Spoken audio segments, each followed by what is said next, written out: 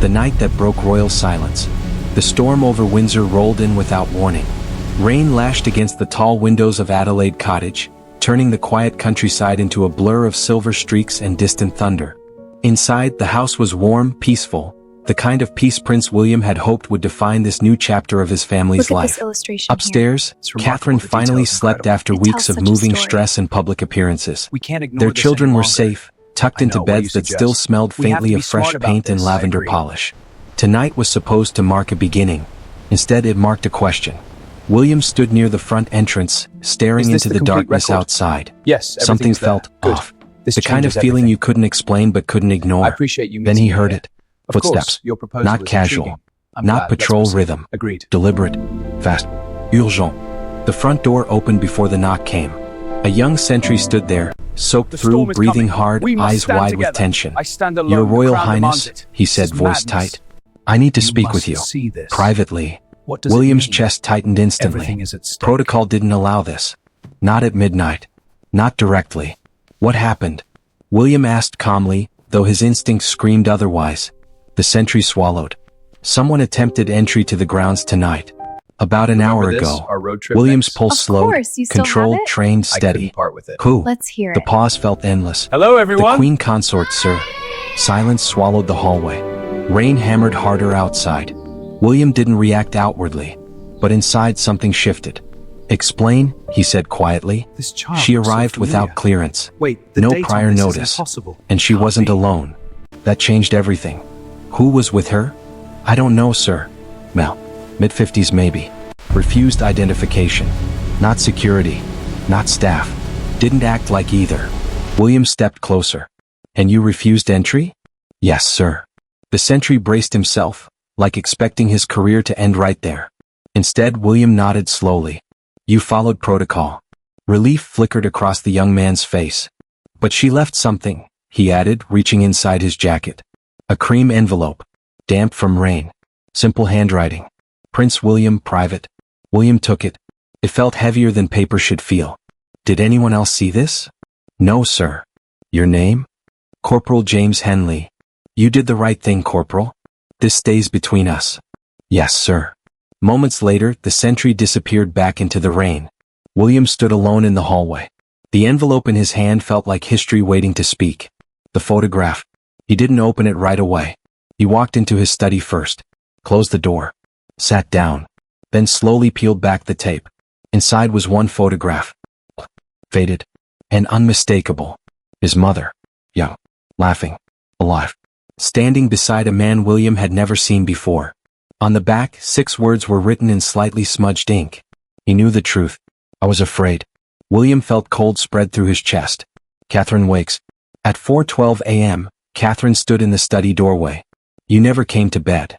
William handed her the photograph. She studied it carefully. Who is he? I don't know. Who sent this? William hesitated, then said quietly, Camilla. Catherine's expression shifted, not shock but deep concern.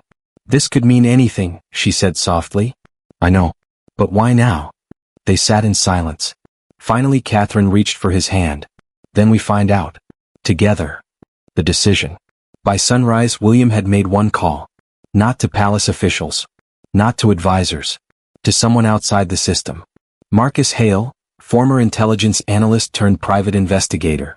Known for solving problems quietly. They met in a small cafe far from royal routes. Marcus studied the photo. Then said quietly. This was taken late 90s. Film camera. Likely private.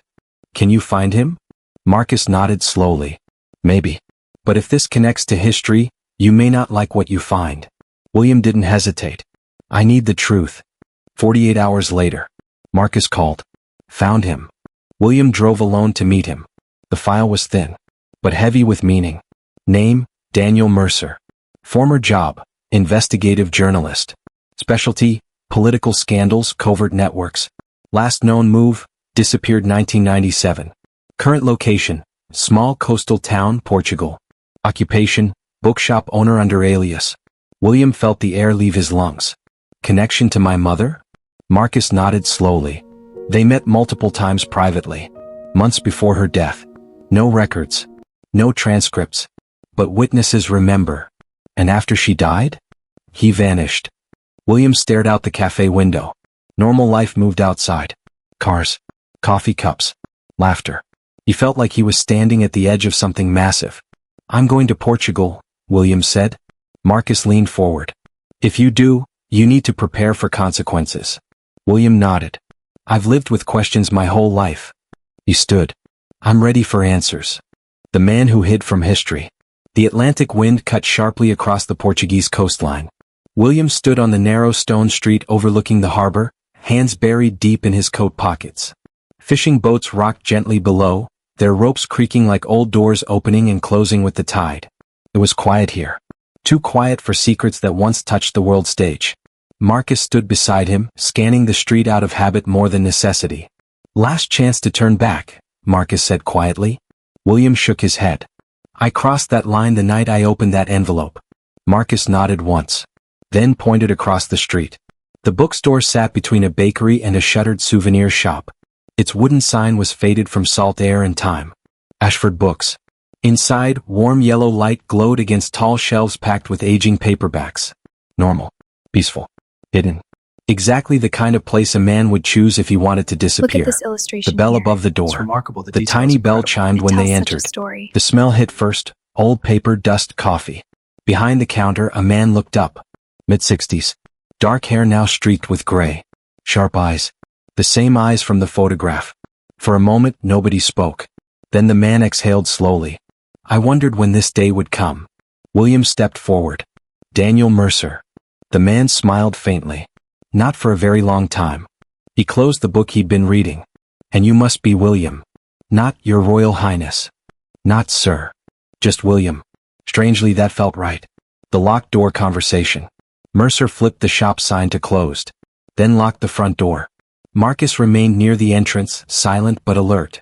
Mercer gestured toward a small back room. Tea, he asked. William nodded. Because suddenly his throat felt dry. They sat across from each other at a small wooden table. Mercer poured slowly. And steady.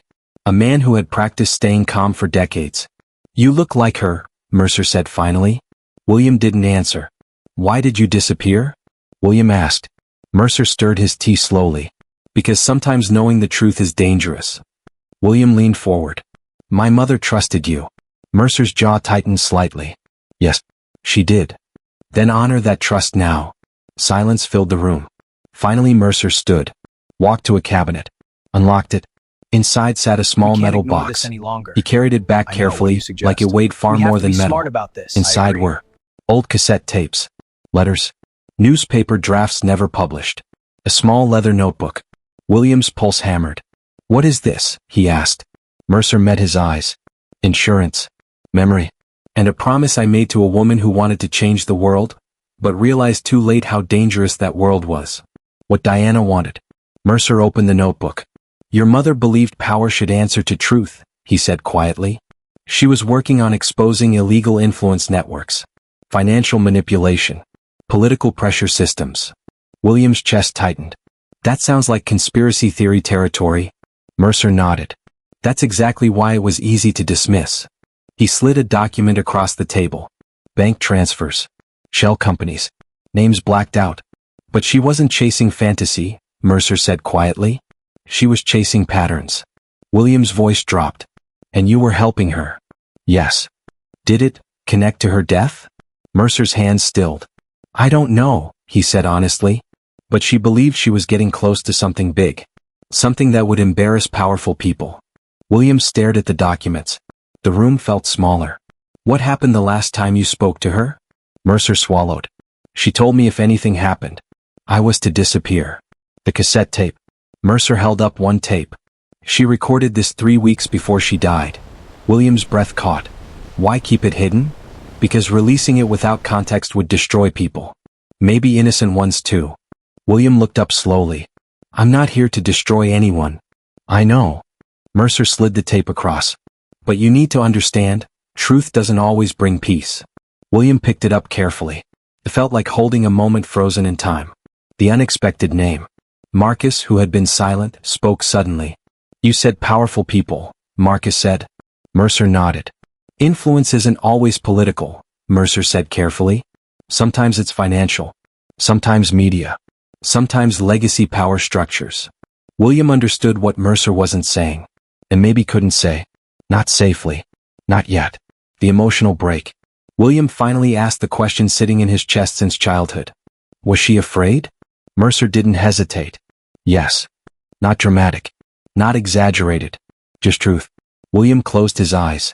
For years he had told himself she was strong. Unbreakable. But strong people feel fear too. The promise Mercer made. She told me, Mercer said quietly, if she didn't survive whatever storm she was walking into, I was to live. And wait. And only speak if one of her sons came looking for truth. William's chest tightened painfully. She believed one of us would. Mercer nodded. She said you asked the hardest questions. William looked down at the tape again. The secret that was meant to stay buried. Record? The drive back to the small harbor hotel was silent. This changes everything. Not uncomfortable. Heavy. William stared out at the dark ocean as waves slammed against black rocks below the road. The cassette tape sat in his coat pocket, heavier now that he knew what it might contain. Marcus finally spoke. You're handling this better than most people would. William gave a small, humorless smile. I grew up learning how to smile through storms. Marcus nodded, understanding more than he said. The hotel room, the tape. They didn't wait long.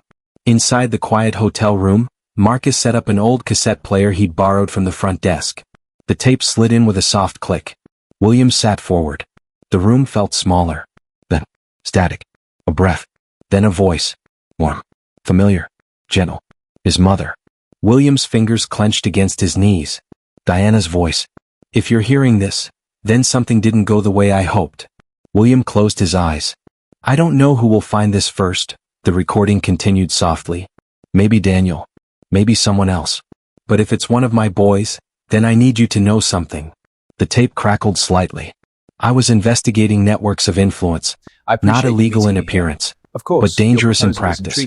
Money moved quietly. Agreed. Decisions shaped behind closed doors. Marcus glanced at William but said nothing. I wasn't trying to destroy anyone, the voice continued. I was trying to protect people who never get a voice. William swallowed hard. The warning. Then Diana's tone shifted. Softer. Serious. I started noticing patterns. The same names appearing across charities, corporations, and political advisors. Nothing illegal enough to prosecute, but enough to control outcomes. William felt his chest tighten. The moment I realized how connected everything was, I became scared. The tape crackled again. If anything happens to me, please don't chase ghosts. What? Be happy. That matters more than any truth. William exhaled slowly. But he already knew he couldn't stop now. The second message. Then the tape changed tone again. Daniel knows about the second archive. William looked up sharply. Marcus leaned forward. If you're listening, William or Harry, the second archive contains context. Names. Dates. Patterns. Without it, nothing will make sense. Static. Then one final line. Truth needs patience, not revenge. The tape ended. Silence after the voice. The hotel room was quiet except for the ocean wind outside. William pressed his hands to his face. Not crying. Just absorbing. Marcus spoke carefully. She wasn't trying to start wars. No, William said quietly. She was trying to stop quiet ones. Back to Mercer, the truth expands. They returned to the bookstore the next morning. Mercer already looked like he expected them. You listened to it, he said. William nodded. Then you know about the second archive. Yes. Mercer sighed deeply. I was hoping you'd choose peace instead. William sat across from him. I can't unknow what I heard. Mercer nodded slowly. Then you need to know something else. He pulled out a small folded paper. Not documents. Not files. Just an address. In London. William stared at it. Who has it? Mercer hesitated. Then said, someone your mother trusted, and someone who disappeared from public life shortly after she died. William felt cold again. Who? Mercer looked directly at him. Her former legal advisor. The twist, not a villain. Marcus frowned slightly. That doesn't make sense, Marcus said. Mercer nodded. He wasn't protecting secrets for power, Mercer said. He was protecting them because your mother believed releasing them too soon would cause chaos. William stared at the address. So why keep it now? Mercer answered quietly. Because he's waiting for the right person to ask. Catherine calls. William's phone vibrated. Catherine. He stepped outside to answer. "Hi," she said softly. "How are you?" William watched waves crash below the cliff. "I heard her voice," he said quietly. Catherine was silent for a moment. "Was it good?" "Yes," he said. "And heartbreaking." Catherine's voice stayed steady. "Then you're closer to peace. Even if it doesn't feel like it yet." William closed his eyes. "I think there's more." "I know," she said gently. "But remember, you're not carrying this alone. The threat that isn't spoken." Back inside, Mercer spoke quietly. "Once you start looking for the second archive, people might notice." Marcus nodded. "Not enemies," Marcus said, "but watchers." William understood. Institutions. Systems. People who protect stability above all else. The choice. William folded the address carefully. "When do we go back to London?" Marcus asked. William didn't hesitate. "Tonight." The message that brings peace. The rain had stopped by the time William stepped back onto the London street. The city felt calmer. Or maybe he did. Marcus walked beside him silently, sensing that words would only interrupt something important forming inside William's chest. In his coat pocket sat three things. The letter. The cassette tape from Portugal. And now, the final recording Halloran had given him. A message not about the world. About him. The drive home. The car ride back toward Adelaide Cottage was long. Quiet roads. Low clouds drifting across the moon. Marcus finally spoke as they crossed into the countryside. "You don't have to listen tonight." William shook his head. "I think I do." Marcus nodded once. "Then I'll stay nearby. Just in case." William gave a small grateful smile. Adelaide Cottage, the safe place. The house was dark except for one soft lamp in the living room. Catherine was awake. Waiting. She stood when he entered. Didn't ask questions. Just wrapped him in a quiet hug. "You found something," she said softly. William nodded against her shoulder. "Yes." "Good or bad?" William thought for a moment. "Human," he said finally. Catherine smiled gently. "That sounds like her." The final tape. They sat together in the study. The same room where everything had started. The same desk. The same quiet walls. William placed the final cassette into the player. His hands were steadier now, but his heart still pounded. The tape clicked. Static.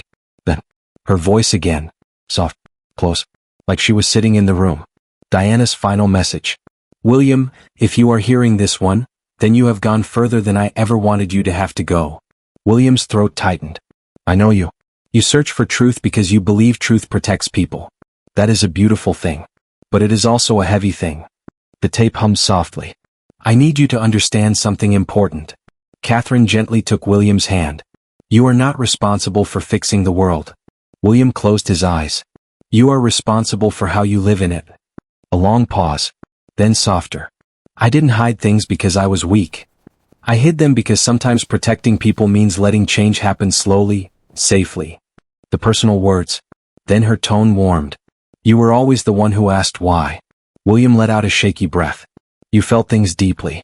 Even when you tried not to show it." A small laugh in her voice. "You got that from me." Tears finally slipped down William's cheek. Quiet. Unforced. Human. The most important truth. "If you ever feel like you have to carry my unfinished battles, don't." The tape crackled softly. "Carry kindness. Carry courage. Carry the ability to listen before judging. That is how real change happens." The final goodbye. Then came the line William would carry forever. "You don't need to be perfect to make the world better." Pause. Then one final whisper. "I am proud of you. Always." The tape clicked off. Silence but not empty. The study sat quiet. But it didn't feel heavy anymore. It felt complete. Catherine squeezed his hand. William wiped his face and let out a long breath. "I think," he said quietly, "she was trying to teach me something, not leave me something." Catherine nodded. "Yes." The morning after. Sunlight filled Adelaide Cottage the next morning. The children laughed downstairs. Normal life. Breakfast plates. School bags. Shoes by the door. William watched it all from the hallway. And for the first time in weeks, he felt present. Not pulled backward. Not chasing ghosts. Just here. The final choice. Later that morning Marcus arrived. "So," Marcus asked carefully, "what happens to the archives?" William thought for a moment. Then answered, "They stay protected." Marcus nodded slowly. "And the information?" William looked toward the garden where his children were playing. We use it to understand systems better, he said. Not destroy them. Marcus smiled faintly. That sounds like leadership. The legacy, not secrets but direction. The files were placed into secure historical protection. Not hidden. Not weaponized. Preserved. For responsible review. For future understanding. For context. Not chaos. The final scene. That evening, William stood outside Adelaide Cottage. The sky was clear. Stars visible. Catherine stepped beside him. You okay? She asked softly. William nodded. I think I finally understand. Understand what? He looked up at the sky. She didn't want me to fight her battles. What did she want? William smiled softly. She wanted me to build something better. Catherine slipped her hand into his. Our road trip Then you will. Of course, you The still have archive it? that changes I couldn't everything. part with it. London Let's hear felt it. different that night. Not louder. Not darker. Just heavier. The city lights blurred past William's car window as rain began falling again. Softer than the storm at Adelaide Cottage, but steady enough to make the streets shine like glass. Marcus drove. William sat in the passenger seat, the folded address resting in his palm. 3 words echoed in his mind. A decision she made. To protect you. He didn't know if he was ready to learn what that meant. But he knew he couldn't turn back. The building. The address led them to a quiet residential street in West London. No security gates. No cameras visible. Just a row of old townhouses, elegant, private, forgettable. Exactly the kind of place someone would choose if they wanted to be left alone. Marcus parked across the street. You want me inside? He asked. William thought for a moment. Yes. They walked together. The rain misted across the pavement, soaking silently into Hello, stone. everyone. William rang the bell. For a long moment, nothing. Then footsteps. Slow. Measured. The door opened. An elderly man stood there. Thin. Gray-haired. Sharp eyes behind reading glasses. And the moment he saw William, something softened in his expression. I was wondering how long it would take, he said quietly. The Guardian. His name was Edward Halloran. Former legal advisor. Private consultant. A man who had quietly stepped away from public life nearly 30 years ago. He invited them inside without questions. The house smelled like books and old wood. Warm. Quiet. Timeless. Halloran led them into a study filled wall to wall with shelves. Then he sat across from William and studied him carefully. You look like her when you're thinking, he said softly. William didn't respond. Because suddenly this felt very real. The question William feared. Do you have it? William asked. Halloran nodded once. I do. He stood slowly. Walked to a locked cabinet. Used a small brass key. Inside was a single black document case. Not large. Not dramatic. But it carried the weight of decades. Halloran placed it on the table. But didn't open it yet. Instead he sat back down. There's something you must understand first, he said. William nodded. Diana's choice. Your mother believed truth must be handled carefully, Halloran said. She wasn't gathering secrets to destroy people. She was mapping influence, how power moved quietly across systems. William listened silent. She discovered networks of influence that weren't illegal, Halloran continued. But they shaped outcomes. Business, media, public perception. Marcus stayed quiet in the background. She was close to exposing patterns publicly, Halloran said. Then why didn't she? William asked. Halloran looked directly at him. Because she realized something. William's chest tightened. What? Halloran answered gently. That exposing everything at once would cause instability, economic panic, loss of trust in institutions overnight. William swallowed. So she stopped. Halloran nodded. She chose protection over exposure. The personal truth. Then Halloran spoke softer. She also discovered something else. William's hand slowly tightened. What? Halloran hesitated. Then said carefully. Some individuals inside those networks had the ability to shape narratives, public stories, media framing, reputations. William understood. Not threats. Influence. Quiet, invisible pressure. She worried, Halloran said, that if she pushed too fast, the backlash would hurt people she loved. William's voice dropped. Us. Halloran nodded slowly. Yes. The archive opens. Halloran finally opened the case. Inside were organized folders. Financial patterns. Influence maps. Letters. Notes in Diana's handwriting. Nothing explosive. Nothing criminal. But together, A picture of how power protected itself. William exhaled slowly. It wasn't scandal. It was something more complicated. More real. The letter. Then Halloran pulled out one sealed envelope. This, he said quietly, was meant only for you. If you ever came looking. William's hand shook slightly as he took it. He opened it slowly. Inside was a short handwritten letter. William, if you are reading this, it means you chose courage over comfort. I'm proud of you. You may discover things that feel heavy. But remember, truth is not meant to destroy. It is meant to guide better choices. I chose not to release everything because I believe change should be built, not forced. You don't need to carry this fight. Just carry kindness, strength, and integrity. That is enough. Love always, Mummy. William closed his eyes. And finally, breathed. Not relief. Not closure. But understanding. The real lesson. Halloran spoke softly.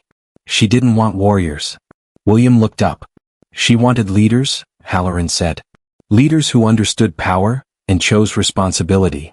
The final decision. Marcus spoke quietly. What do you want to do with this? William looked at the files. Then at the letter. Then at the rain outside. I think, William said slowly, the greatest way to honor her is not by exposing everything. Halloran nodded gently. But by making sure systems become more transparent, over time, William finished. Marcus smiled faintly. That sounds like her.